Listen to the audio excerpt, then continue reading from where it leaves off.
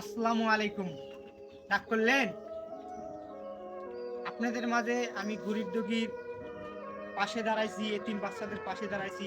কিন্তু আপনারা চাচ্ছেন না হয়তোবা আমি এতিম বাচ্চাদের, অসহায় মানুষদের পাশে দাঁড়াই।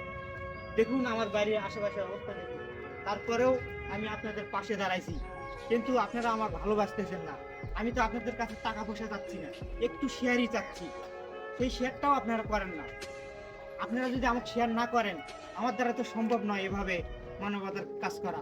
আপনারা যদি আমাকে ভালোবাসেন, তাহলে এই ভিডিওতে 50,000 ভিউজ যদি আপনারা নিয়ে এসে দিতে পারেন, তাহলে আমি মানবতার কাজ চালিয়ে যাব।